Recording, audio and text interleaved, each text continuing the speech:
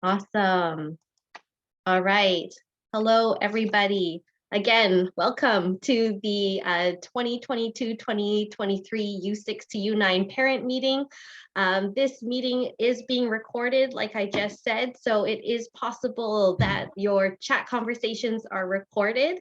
So please be cognizant and mindful of that. And also your lovely faces may be recorded if you're in my Zoom box right now. So it's up to you if you'd like to keep your video on or off. Feel free to turn it off. We're okay with that, especially if you don't want to be recorded right now. Feel free to say hi in the chat though to us. We'd love for you to introduce yourselves and let us know what divisions your players are in. And it's so great to see so many familiar faces and a whole bunch of new ones this season. So for those of you who don't know me, you might know me my name. I've sent a few emails your way in the past couple of days. My name is Rhiannon Wong, and we are so honored to be connecting with you all today from the unceded ancestral territory of the Squamish, Musqueam, and Tsleil-Waututh nations, where the Vancouver Thunderbirds have the privilege to learn and play the sport of hockey. Like I've said, I've muted you all because we know that it is a fun time in households right now, getting little ones ready for bed. But if you have questions throughout our time together, please put them in the chat and we will get through them today.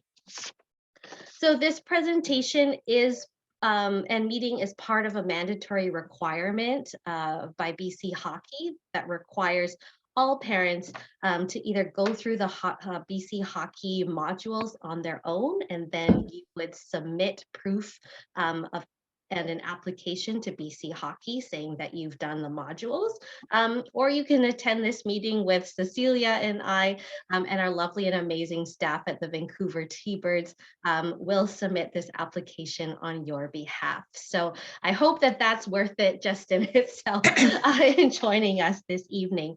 But we really, we do promise to make it interesting and cover the areas most common to the U6 and U9 divisions. So why are Cecilia and I the ones hosting this meeting tonight? Cecilia Rossner, she's this way on my screen, but Cecilia Rossner and I are the two volunteer board members responsible for the oversight of the U6 to U9 divisions. And we could not do it without the amazing support of the T-Bird staff, as well as our volunteer division ambassadors, our head coaches, our assistant coaches, our team and skill managers. For those of you who are wondering, my son Jackson and Cecilia's son Moses are currently in U9. So this is supposed to be our last term on the board, but who knows? So if anyone else is interested in doing the oversight of this really cute and amazing division, we're open to it. So yeah. We are supposed to be introducing you to our brand new executive director, Whitney, but I don't think I've seen her pop in. Cecilia? I didn't see her name pop up either. Okay, so she may be busy with tryouts right now, but if she does pop in, we will get her to say hi and introduce herself. Otherwise, we'll show you a picture of her in a few seconds. This is the agenda for tonight, and I will actually just pass it over to Cecilia right now to take you through the first half of the presentation. So thank you everybody for joining us. Okay, and I'm passing you over to admitting the rest of the participants. Hello, everyone. As Rhiannon introduced, we're extremely excited for the upcoming season of hockey, where we think it's going to be as normal a hockey season as we haven't seen in the last couple of years. As we start up a new season, a few words about the associations. For those of you who are new or newish to the organization, you're going to read or hear these names a lot. So we wanted to give you a quick rundown of the folks who'll be working closely with the U6 to U9 divisions. So as Rhiannon said, Whitney is our new executive director who just joined us over the summer.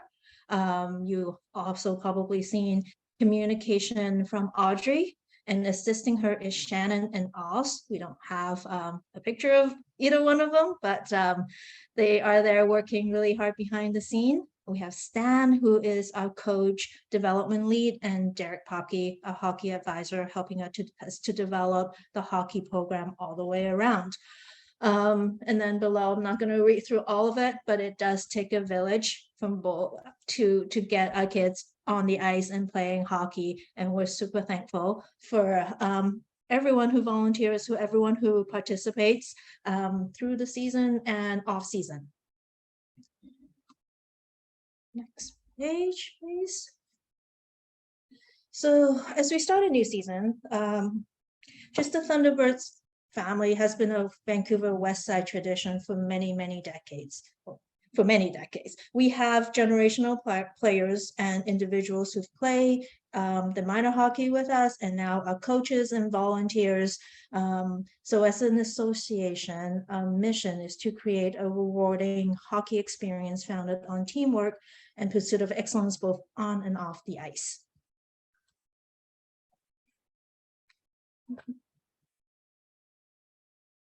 Back one. And Rhiannon.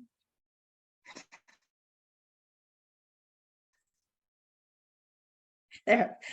And our vision, the hockey community, where every member is valued, respected, and engaged.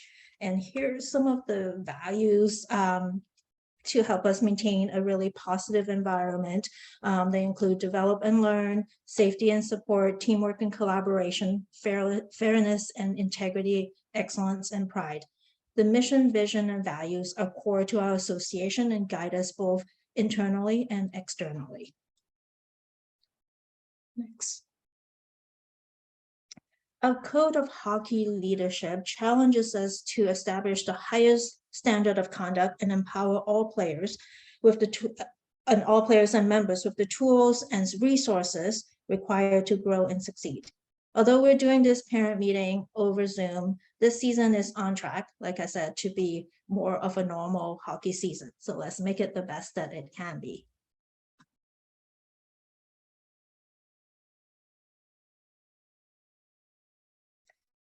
So there are many resources available that discusses the dynamic on ice and around the team. BC Hockey and the Vancouver Canucks have introduced the Sportsmanship in the Stands program, which talks about players, parents, coach, minor hockey association relationship. And we'll be looking at 3 of them, which are parents in the game, players to parents, and parent to parent.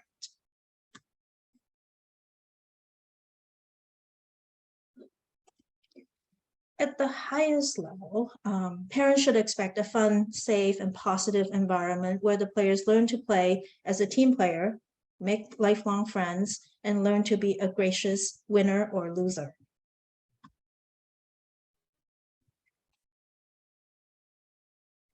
Then with respect to your player, the parents' roles and responsibilities are really to focus on your child's enjoyment, support them, and model good behavior.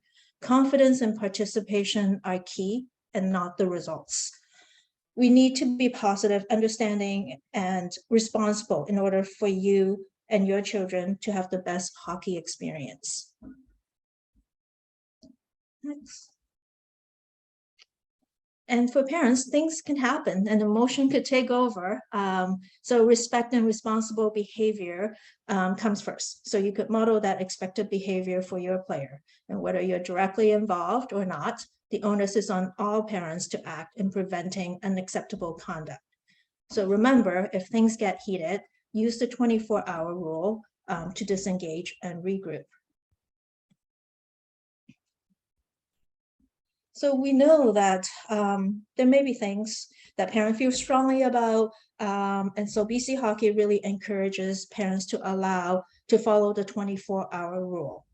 Really, that just means wait 24 hours before contacting a team official about what you would like to address. It all gives us an opportunity to take a deep breath and think about what we want to say, and remember that the team officials are volunteers.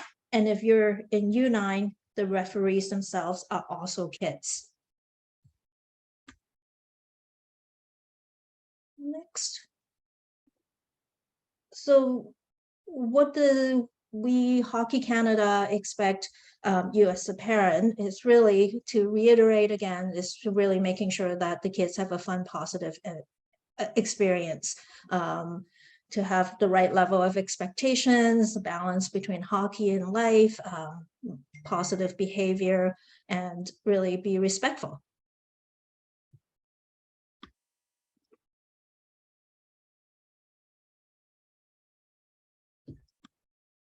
When there's a disagreement or conflict, expressing these views and opinion in a really respectful manner, thinking about that, our values that we talked about: sportsmanship, cooperation, being fair, respectful, excellence, and teamwork.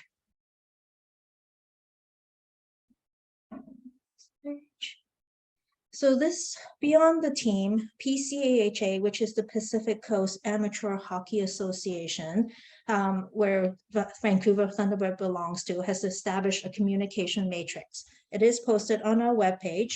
The main takeaway is that Thunderbird's communications to stay within the red dotted line that you see on the page, and that is within the association and its stakeholders. So the only people with a line directly to PCAHA would be the managing director. For our association, it will be our board of directors president, Chantel Cotton, and our executive director, Whitney. PCAHA expects the association to deal with our own issues. Contacting PCAHA will at best be pushback, and then at worst, it could actually result in a fine to Thunderbirds. So if you have a question, go to your skills or team managers. If you don't feel uncomfortable, your division ambassador, and then if they can't answer right away, they'll connect with us or with the T-Bird staff, and then we'll all do our best to communicate with you in a timely manner, and then escalate and ask questions as needed and provide you with answers.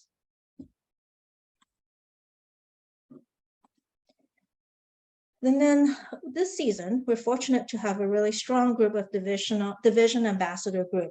We have returning DAs and new DAs who have held other team official roles. So in U6, we have Jessica and Claudia, U7, Nikki and Sherry, U8, Mike and Leslie, and U9, Anita and Susan. So you could always go to your DAs for support, especially now, but before the teams are formed, we don't have skills or team managers yet. They are there ready to provide you with answer. They volunteer the time to really give a really well-rounded approach and answers, and be able to let you know what's happening, and then provide them with feedback on anything that needs to be tweaked, what's going well, and as their leadership and time is truly greatly appreciated. And you will be hearing lots from them. And once we have skills and team managers, you'll be hearing from them as well. Okay, so there are some Hockey Canada and BC Hockey updates that's kind of come through this year and last year, and we'll go through just a couple of them.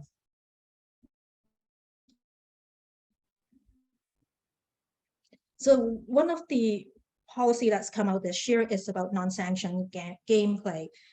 We've sent out an email with the link to the policy, and it's really just around the idea of all players and all individual associated with minor hockey to stay within the sanction section of the play. And it's quite comprehensive in terms of the information that we sent out.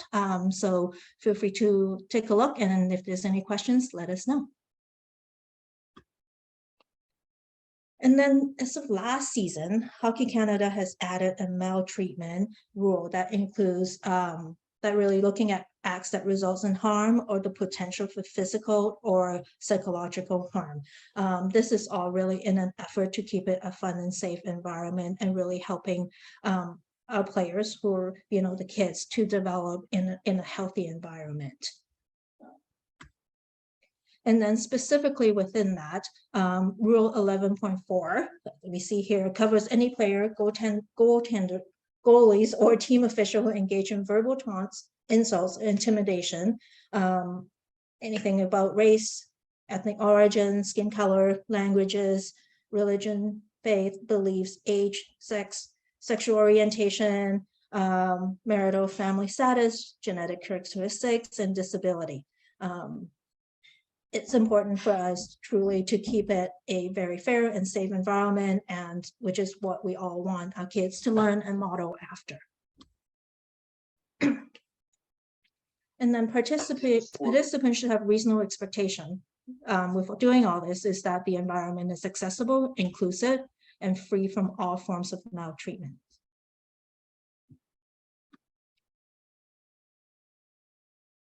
Next, please. Dealing with discrimination is not only at the rink before, during, or after the game. It is at all times. Thunderbirds has for many years policies on abuse and discrimination.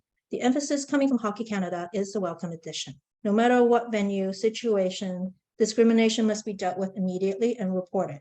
Everyone has a role in dealing with it, whether you're involved with it or see it happening.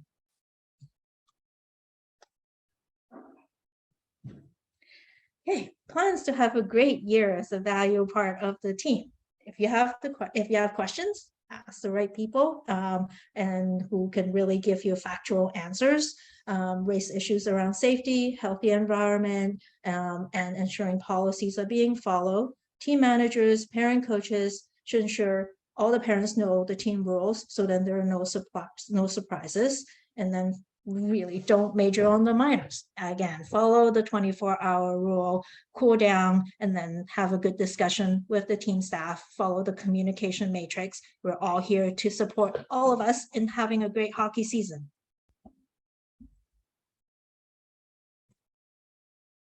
All right, passing it over. That was fast, Cecilia. I'm impressed.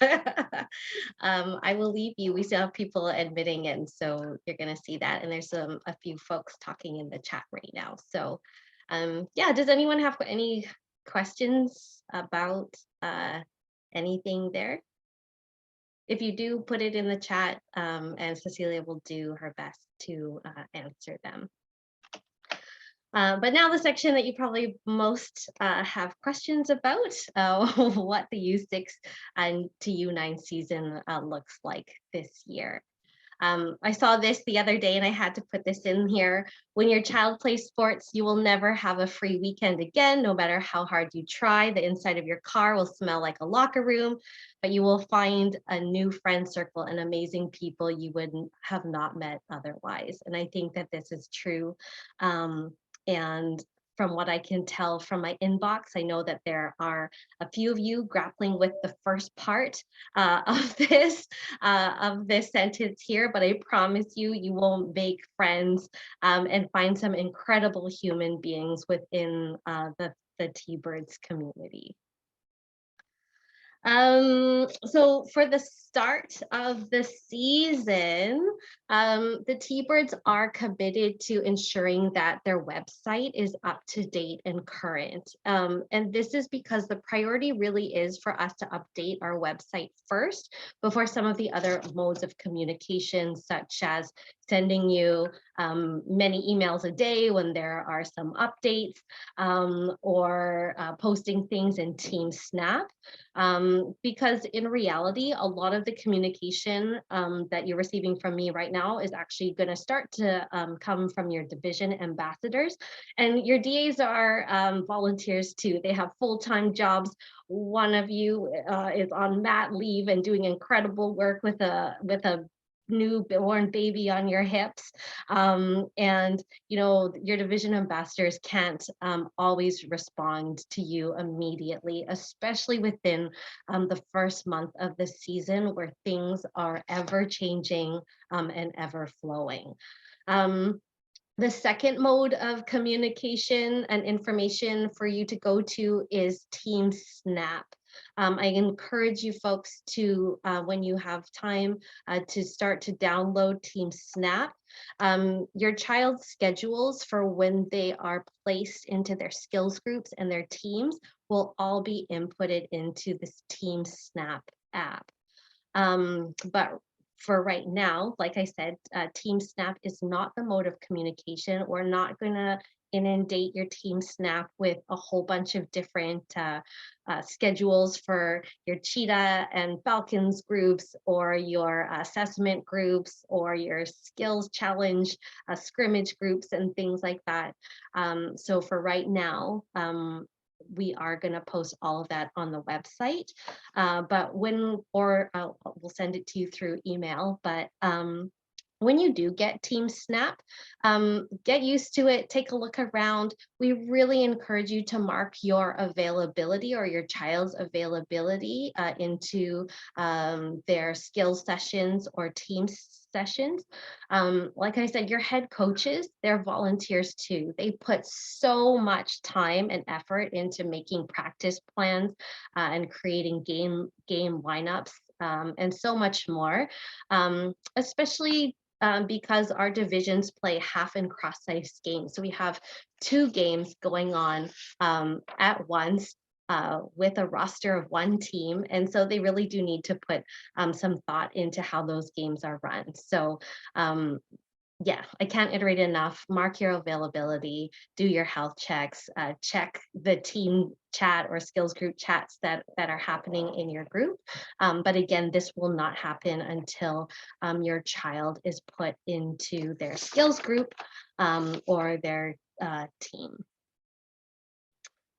Yesterday, I sent out an email with your players' September schedule attached. I will apologize. We know that it is an inconvenience to get the schedule so late. I've seen your messages. Yeah, I've seen your messages and I do apologize, but just to so you folks have an understanding, our ice schedule was complete in mid-August and early August, and just when it was ready to be released, we lost access to the UBC Thunderbirds Arena until October 1st. So the ice schedule for the whole association had to be redone, and then when that was redone, we actually got word from Kerrisdale Arena that they're going to be doing renovations, and the Thunderbirds or anybody we don't have access to Kerrisdale Arena until the 3rd week of September. So again, we had, not me personally, Anne Mackay, our ice allocator, and Chantel Cotton, the president of the Thunderbirds, had to go back and redo the ice schedule for the entire association. So that's not just the U6 to U9, it's U11 to U21 rep and rec teams. So yeah, so that's why there was a delay, and I'm sorry about that, but I just felt I needed to give an explanation because in both of our inboxes, I think we felt we heard you. Like we're moms too. We want to make sure that our kids' schedules all line up, and we're sorry that some of those delays caused folks some stress. So thank you for understanding. Here on your screen, you're going to see the U6 Division Hockey Canada pathway for those of you who have kiddos entering U6 for the first time. It's so exciting. This is the first year that we are getting back to knock on wood, to normal gameplay. And so again, by telling from our inboxes, many of you are seeing the phrase pathway skate for the first time. And that's okay. So I'll explain it to you here as we look at the U6 pathway. According to Hockey Canada, players need to have a certain number of pathway skates before they can be assessed or drafted into skills groups or teams. So this is why you see here on U6, we'll get to U7 and U9 in a minute, but specifically players are going to start the season off with pathway skates led by Vancouver's Hockey School. Then they will have an assessment and be split into 2 skills groups, Thunder or Lightning, and learn how to play hockey within their groups. Matt Brown from Vancouver Hockey School will be leading U6, both U6 groups this year, but we still need help on the ice and off the ice from U6 parents. So we did have Claudia step up to fill the last DA spot, so we can cross that off the list. But we are looking for skills managers. We're looking to folks who can skate, have gloves, helmet, and a hockey stick to come on ice and support Matt as on-ice volunteers. But most importantly, and this goes for folks in U7 as well, we are looking for more folks to step up and volunteer to be Hockey Canada safety folks. So Hockey Canada safety folks are people who are certified by, they've done all of their courses and they'll be responsible for the first aid kit. They get to be on the bench, they'll check neck guards, they'll be the person or point of contact if anybody is injured or needs a Band-Aid or just needs to sit for a few minutes. They're the person who's going to do that. So I know it may sound like a big responsibility, but the reality is your ice time cannot happen without having a Hockey Canada safety person at the arena. That's just a rule for insurance. That's a Hockey Canada rule as well. So yeah, you don't need to be a Hockey Canada safety person for every single session, but if you'd like to volunteer and go through a rotation, we'd greatly appreciate that. So if anybody would like to volunteer in any of those capacities, please reach out to Audrey. Maybe Cecilia could put her email in the chat, awhite@vancouvertbirds.ca. And she can get you started. You also need to do a criminal record check as well, but it'll be great to get that all started before September 18th. Moving on for the U6 pathway, you are going to be participating in the Thunderbirds Family Day Jamboree. U6 folks can't participate in tournaments, so we call it a jamboree. And so it'll be one of the first opportunities that parents get to see their kids play hockey. It's also going to be an opportunity for parent coaches to coach for the first time. So for folks who are thinking about being a head coach or assistant coach, again, talk to Audrey, get those certifications going. Thunderbirds pay for it, and it's just a great opportunity to be on the ice with their kids. Cecilia, do you have anything to add to that, or we're good? You're on mute. I think we should do this by now.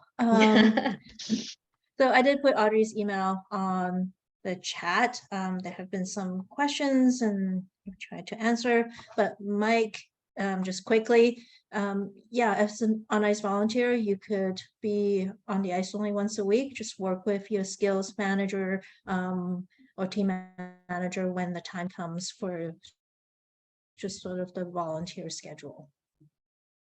Yes, you don't have to be committed to every week. Your skill managers will help sort out to make sure that there's enough folks on the ice. Thanks. All right, so now to the U7 to U9 Hockey Canada pathway. If you entered hockey during COVID, like many of us have, you will have noticed that we did assessments of players the first day that they were on the ice. And this was, honestly, it was because of COVID protocols. We had to get players into their cohorts to allow right away to allow any type of hockey season to happen. And so, like I said, for U6, we are going back to the Hockey Canada approved pathways model. So here is sort of an example of the U9 pathway. If folks are really interested in learning more about the pathway, there is a link at the bottom of the screen. You can Google it and it will show you what that is like. But that's why we have those pathway skates before assessments into skills groups. Your assessments are going to take place in the first few weeks of September, I believe, the 23rd, 24th, 25th, depending on your age group. please check our website. This is the website. We'll get another list of players will be placed into assessment groups. And so those aren't done yet. Those are done by Audrey and our hockey advisors at Vancouver Hockey School. So Cecilia and I actually have no say in what that looks like. Check back. We'll let you know, your division ambassadors will let you know when that's ready to be viewed. But for those of you who are blocking off times in your what to expect or your September schedule, it does tell you your assessment time blocks. So you just know that it could be one of those 3 hours that are allocated to assessments there. After assessments, your child will be placed into a skills group, and from the skills group, they'll also be drafted into teams. Finally, I think there's one thing I guess I do want to note for new parents to hockey. I do want to talk a little bit about the hockey schedule.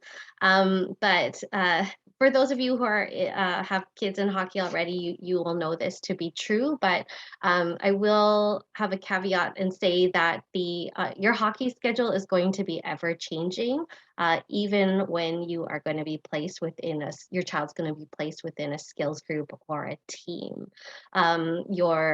Within skills group, players are going to be reassessed throughout the whole season, and they may ask you to change skills group so that your player can develop. Can benefit your player's development so they can better experience learning with kids within the same skills level. In terms of game, each team, you'll see on your what to expect document, you have a home game time. For example, one of the home game times is, say, Sundays at 2 o'clock, but that doesn't mean that all of your games are going to be at Sunday at 2 o'clock. The PCAA at AHA, which Cecilia talked about earlier, they're the ones that schedule our league games. So after December 1st, U8 and U9 will be out playing other associations. You won't need to travel too far. I think it's Richmond, New West, Van Minor, Arbutus Club, and Burnaby Minor associations. So you're going to be playing them. And when we are away or our teams are away, you're going to be playing in their home game slots. So for example, Van Minor may have an 11 a.m. Saturday home game slot, and so your games for that week are going to be at 11 a.m. on Saturday instead of 2 p.m. on Sunday. So it is really important to follow up with Team Snap, especially when your teams start playing in tournaments or we have conflict rescheduling games. So you'll learn very quickly that hockey is go with the flow and ever changing, and we just have to let it go and follow that Team Snap schedule. But we just wanted to let you folks know that, yeah, that things are gonna, even if we give you your schedule for the rest of the year, it's always gonna change. So we wanted to make sure people understand that. I think I can move on. Oh, for U7, you're going to start your league games after January 1st. So you'll be able to play those games there. So just to clarify, if I was kind of talking all over the place in the last two slide sets, in U6, your child will have skills group ice times only. So U6 does not play any official team games. They will scrimmage, like I said, at the Family Day Tournament or Jamboree. But yes, you're gonna mostly be sticking to those times once your child has been assessed in either the Thunder or Lightning group. For U7 to U9, you're going to have for U7, you're going to have one skills group, one team time. And for U8 and U9, you're going to have two team times. One's going to be a team practice as well as a skills time as well. When we talk about skills group, I should just say as well that your head coaches Cecilia and I, your division ambassadors, we do not or are not allowed to move folks from skill group to skill group. That is done by the hockey advisor at Vancouver Hockey School. So, you know, if folks want to change skills group, you can let your division ambassadors know, but it's not as simple as sure, no problem. You will, you, I don't know what I'm trying to say, Cecilia. I'm trying to say that no matter how many times and how much we understand, we're really sorry. Our hands are tied. We're not able to change your skills group. So we apologize in advance for that.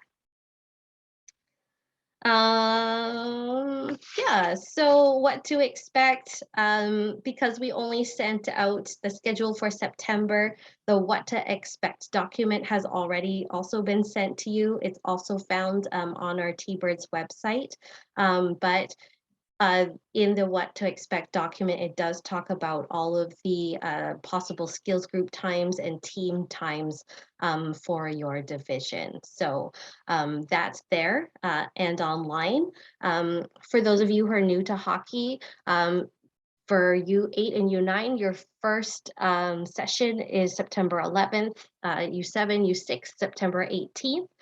Your player is going to need a full set of hockey gear.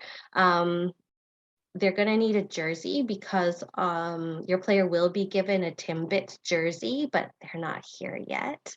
So you're not going to be given that jersey right away. It can be a Canucks jersey or any NHL jersey or a hand-me-down jersey. Please don't go out and buy a brand new jersey because they are going to be wearing their Timbits jersey for most of your skill sessions. Oh, and so you're going to need a helmet, of course. If you could put a strip of masking tape across the top with your child's first name on it, that would be really helpful for our coaches to get to know the kids better.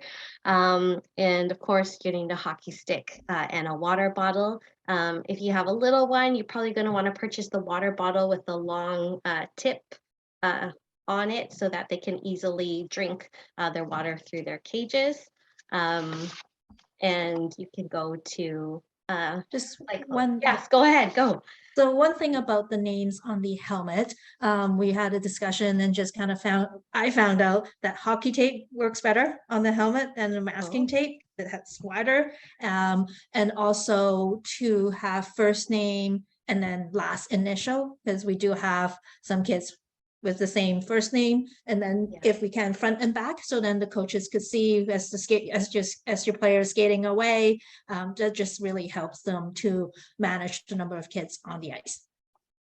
Thank you for that. That's a good tip. Yeah, I wouldn't know that because I'm not on the ice ever.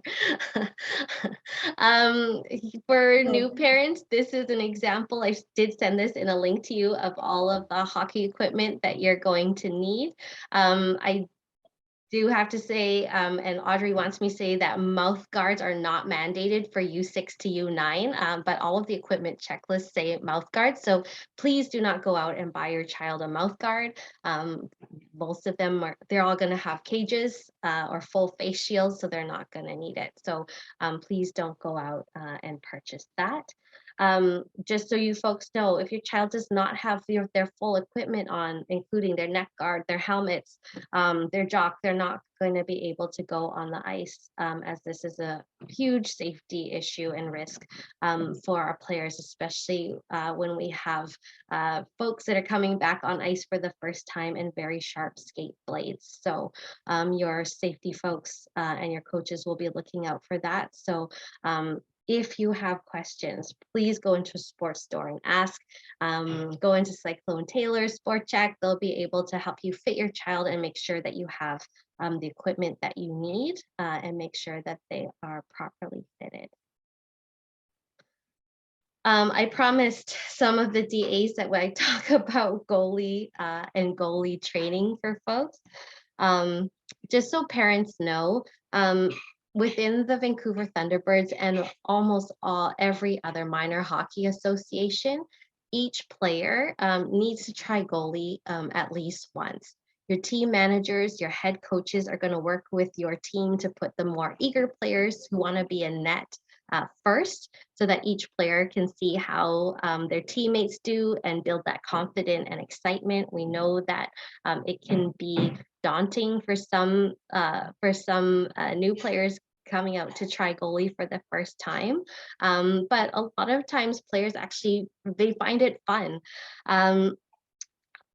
So we have the policy of everybody taking a turn to be goalie for your team, because it not only gets your feet wet to try other positions, but it also builds empathy for those folks or those kids who are wanting to play goalie for the rest of the season.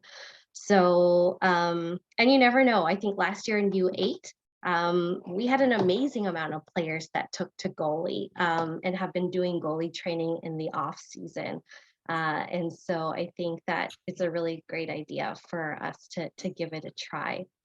For U8 and U9, your players are going to have the opportunity to participate and sign up for goalie training by Performance Goalie School.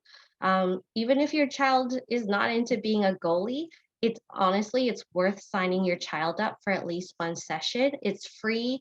It's opt-in, but that way when your player, it's their turn to be goalie in a game, they kind of have an understanding, they're used to the pads, and you're going to see some pretty crazy goalie moves that some of these kids learn to do within one goalie session. Coming up actually is our first goalie session, U8 and U9 parents. Some of you already have your own goalie equipment, but Tuesday, September 13th at UBC is our first goalie school training with Performance Goalie School. It's an hour and a half long. And you should contact if you're interested. We also have goalie equipment that we can lend out to folks who want to just give it a try or practice or get back into it for the season. So contact for U9, contact Anita and Susan. U8, contact Leslie or Mike, and they can get you set up and work with Cecilia on that the goalie school session for you. And then we're gonna have another one on the 22nd at Hillcrest. These are not all of the goalie sessions. These are just what we have for the month of September. So there are more to come, and your division ambassadors are gonna send out, a schedule for you. Yeah, okay, we're moving quickly. I thought this meeting would go longer than I thought. So locker room policy, we do, according to that BC hockey guidelines, we do want to talk about our locker room policy. Obviously, folks can have cell phones in the dressing room, but taking photos and videos in the dressing room is prohibited. If you want to take a photo of your child, just take them out of the dressing room, and there's lots of space where you can take photos of them. T-Birds follows BC Hockey's co-ed dressing room policy, and we also follow the 2-deep rule. And the 2-deep rule is that 2 adults must accompany players at all time. And so that means that in the dressing room, we always want to make sure that there's at least 2 parents in the dressing room when the team is there. I'm not sure if we're doing it this year, but last year we had dressing room monitors that made sure that they were at least one of the 2 people that needed to be in the dressing room if teams were in the change room. And we'll get back to you on that when we get to teams, but that's a rule that we have within the T-Birds. All right, so I said that I would do this. So this video is being recorded, and there are 212 families on here. So that is fantastic. So no one can say that they didn't know, but every Vancouver Thunderbirds team will have to play in our Family Day tournament that is scheduled to happen February 17th to the 20th. 2023. So please don't make plans for the Family Day long weekend. support your team, come out. It's always a great time, but we're just letting folks know that in advance. We also want to let folks know in advance that as the host organization, every T-Birds family is going to have to volunteer for the tournament in some capacity. So a list usually goes out to your team manager or tournament rep sometime in January for you folks, for your family to sign up for a volunteer shift. Sign up early because that way we don't end up assigning you something that you just cannot do or possibly make. There are a variety of different opportunities for you to volunteer. And to be honest, last year there's talks of even canceling the tournament because we didn't have enough volunteers. But after a big plea to the parent group, we were so thrilled to be able to have that tournament. Okay, we're going now. Forward and to move forward. And actually our family day tournament was a huge success and we pulled it off in 2 weeks. So like, imagine that. That was pretty amazing. Volunteering, you've all paid $150 deposit to the T-Birds and you will get it back after you've completed your volunteer roles. We are Minor Hockey Association. We cannot make this association run without the incredible volunteer parents like all of you. So we need 3 hours for your team. Some tournaments count being a scorekeeper. We don't keep score, but being a scorekeeper and running the clock and playing music, that counts. Going on ice, being the safety person within the association, coming out to volunteer to sort purdies. Oh, hi. A little person joining us, coming out to the Thunder No Ball, which might be a ball this year, who knows, but there are a lot of opportunities for you to volunteer and make that money back and get that money back. U7 to U9 costs beyond registration. For U7 to U9, you are going to be required to have a jersey deposit. You are going to get a home and away jersey. You're also going to have a team fee, and every parent within your team is going to need to approve your team fee. That could be for a team tablet if you're U7 group, a recognition for coaches, and skills managers, any tournament fees, that's always something extra. Apparel and donations. Most of you are probably going to be fundraising in some capacity for your team, and that is an extra cost. New this year is the T-Birds team store at Cyclone Taylor Sports on 49th and Oak. The last few years, our division ambassadors were heroic in running around to all of the arenas and teams and making sure that all of our players had game socks.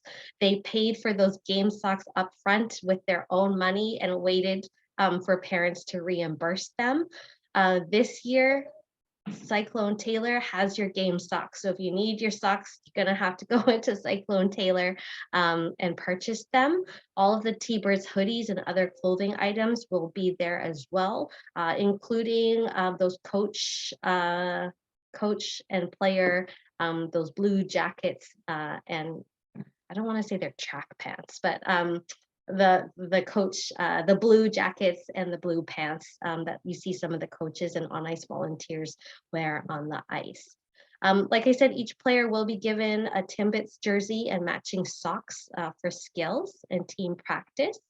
The T-Birds team store is not up and running yet, so your division ambassadors will let you know when socks are available. Go there early because I know that we did not. I'm not sure what sizes Steve ordered, but you want to get your size or your player size. So when that's announcements, head into Cyclone Taylor. You also get 10% off at Cyclone Taylor. A lot of people don't know. So if you say that you're a member of the Vancouver Thunderbirds at checkout, they'll give you an extra 10% off. maybe not for the game socks, but for other equipment as well. Fundraising, I'll go through very quickly. Your teams may fundraise on their own to reduce fees or tournament costs. Usually we run Flip Give, which is a online gift card purchasing or online shopping rebate program where some teams, I think they receive like $500 for the first 10 parents to sign up to their Flip Give, and then they received an extra $100 or $200 for parents for teams that purchased like $200 or more of gift cards and things like that. In February, every winter holiday, the T-Birds run a Parties fundraising program, and this is so that the T-Birds raise money for the bursary program. February, we always do a Thunder No Ball and takeout night as well. And I think that is it in terms of like T-Birds fundraising. But we've seen teams sell like Krispy Kreme donuts in front of Kerrisdale and things like that. So there are other fundraising events that your team may participate in. One thing that we did last year for the very, very first time was that we had a T-Birds night out for the U6 to U9 division. So I have 200 plus tickets on hold with the Canucks right now for the December 3rd, Saturday night this time, game against the Arizona Coyotes and the Vancouver Canucks. Tickets for our group are very, very reasonable. I think they're maybe $50. I don't think they're any more than that.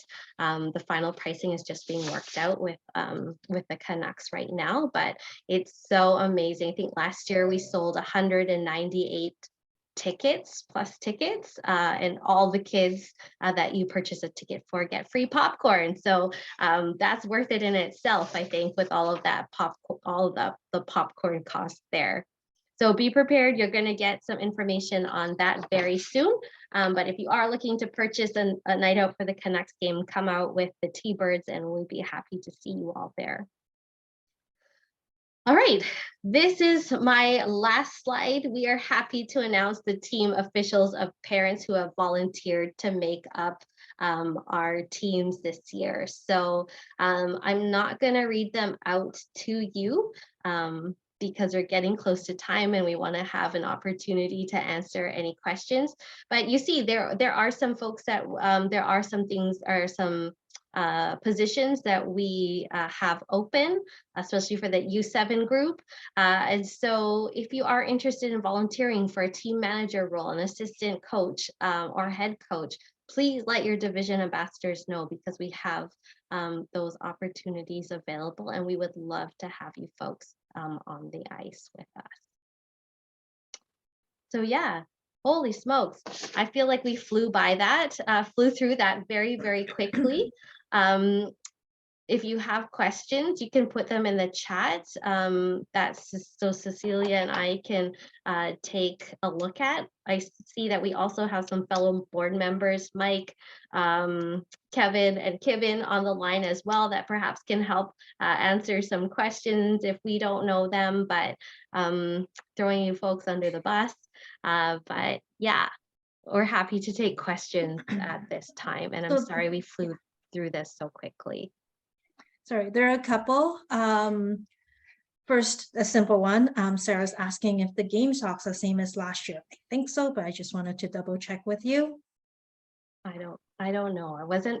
I hope so, but my kids' socks are trash, so I'm gonna need to buy new ones anyways.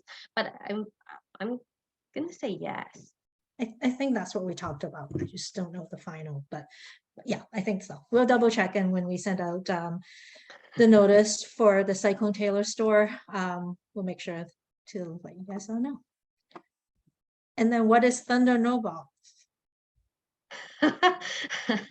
So pre-COVID, the Thunderbirds had a ball at Fraserview Hall on Marine and Fraser. And that is a big fundraising event where folks came out, had Indian food, dressed up, and there was an auction, I believe, that was there to raise money for the T-Birds. Because there was COVID, we turned it into a Thunder No Ball, which means that it turned into an online auction. So every team usually is responsible for donating at least a bottle of wine and another auction item. So this is a way that we raise money within the association. But if you have other ideas, we are happy to pass you on to Patricia, who can work with you on some fundraising stuff. Yeah. And then the fundraising is for the bursary program, where we're able to support any families and players who otherwise may not be able to play hockey. So really, really meaningful. If COVID gets bad in the winter, hope not, is there an option to not go into the change room and come dressed beforehand for U6? I think in general, everyone could come fully dressed and wear skate guard or just put on skates in an area where it's a little bit more open. It's really up to your comfort level. You don't have to get dressed in the dressing room. Yeah, most arenas have like an open space, but us parents who've done COVID hockey are used to changing our kids in the trunk of the car. So there are, yeah, you definitely don't have to do that. Yeah. With the two groups in U6, the Thunder and Lightning, we don't know yet which group your players are going to be at. So that would happen after the assessment by Derek or one of his staff from the Vancouver Hockey School. What else? And we have one parent who's really keen to let everyone know for their team socks and team jersey to make sure you wash them according to the washing instruction and hang them to dry. That's what's going to make them last. You could guess from Joanne or you, Dallas? We had a lot of players with missing numbers on the back of their Timbits jerseys last year. Cold water, hang to dry. Even though they said they did that. If folks, there is somebody who is looking for advice on smaller sized hockey gear. If you have ideas of where folks can get that, could you please put that into the chat to everybody? Because I'm not sure. Hopefully Cyclone Taylor or they might be able to help. I'm not, or Pro Hockey Life. I'm not entirely sure, but if anybody else knows, that would be awesome if you could put that in the chat. Yeah. Was the schedule for the Family Day tournament the 17th to the 20th? That's what I saw on the BC tournament website. Yeah. I think we answered that. Yes. One later is the gear exchange group to avoid buying new items because kids are growing so fast at this age. I think one place that I saw, there is a Thunderbirds Marketplace group on Facebook. Yes. We don't host a gear exchange or sale ourselves, but that's one good spot for it is that Facebook page. Oh, there we go. Thanks, Chris. Oh, they put it in there? Oh, thank you. Yeah, it's become really active in the last couple of weeks, and a lot of parents are just like, I'm looking for this. Does anyone have it? And then folks will message you. So join it and put in what you need. Nice. Thanks, Andrew. Andrew said on the 18th, he will be, sorry, Andrew, I don't know what division you're in, but they're coaches, and we also have DAs and welcoming greeters who would help, and there's lots of folks who would try and help them to help you figure out how to dress the players, how to make sure that they are safe with all their equipment. Yeah, so Andrew, Coach Andy is volunteering to assist anybody. I'm assuming you're in U7 or U6, but if folks need help, U7. Look U7. Okay, yeah. You're a new U7 parent. Search for Andrew. Thank you. I love this. The hockey shop in Surrey has everything size-wise. Good to know. Oh, Cheapskates for sure. Sports Exchange. Thanks for all the recommendations. Thank you, Graham. Yeah. The schedule. Sorry, go ahead. No, the schedule. There is carousel, it's just not in the beginning, the first few weeks. Yes, we have we don't have carousel until September 29th or 4th or something like that. So we will be getting carousel after October 1st for sure.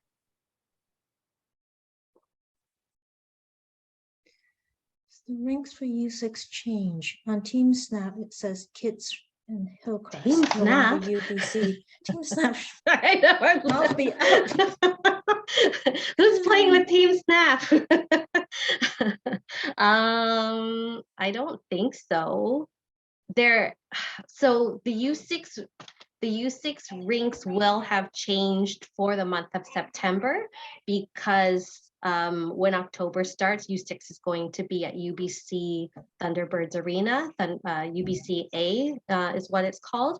So because we don't have access to that until October, you're going to be at different rinks in September, if that makes sense. Follow the pathway schedule that we sent.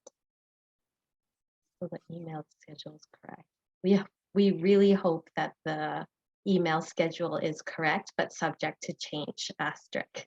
I feel that's what we should say. Yeah. Sorry. Sport Check has some little like sizes. Perfect. Thank you. Are there any other questions from folks? If not, you know how to find us. Cecilia and I are in your Team Snap. Like you can directly email us or chat us from there. Directly from Team Snap. Our email addresses are on the T-Birds website.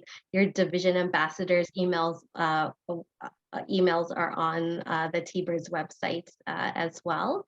So please don't hesitate to ask us any questions. We are around. We will respond when we can, which is as soon as possible or at the end of our workday or at our lunch break. And if we don't know the answer, we'll find out for you. So yeah. Thank you very much, everybody. We really appreciate you taking the time out of your day. We know it's a very busy first week back, but we really wanted to make sure that we could do this presentation so that everybody is well equipped for the start of the season. So thank you very much. I'm going to stop the recording and we look forward to seeing you all at the arena. Thank you. Thanks, everyone. Look forward to seeing you at the rink.